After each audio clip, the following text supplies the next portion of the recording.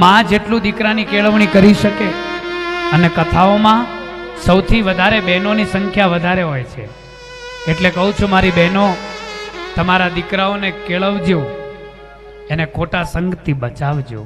પછી કહેતા નહીં કે મારો દીકરો મારી સામે બોલે છે. સાહેબ, સારો સંગ કરાવજો, વ્યસન અને ફેશનથી દૂર કરજો દીકરાઓને, દીકરીઓને. ઘરમાંથી એટલો પ્રેમ આપજો કે એને પ્રેમને શોધવાની જરૂર ના પડે. 5 મિનિટ તમે તમારા દીકરાનો, બિઝી પેરેન્ટ્સને હું વિનંતી કરું છું, બિઝી પેરેન્ટ્સને, ઓલવેઝ બિઝી પેરેન્ટ્સને ઋષિકુમાર કહે છે કે 5 મિનિટનો સમય પોતાની દીકરી અથવા દીકરા માટે કાઢજો, એની જોડે બેસજો. કેમ છે બેટા? ખાલી સ્કૂલને સોંપી ન દેતા, ટ્યુશન કરાયેલું છે, સ્કૂલોને અને ટીચરને ખાલી સોંપી ન દેતા, તમે ધ્યાન આપજો.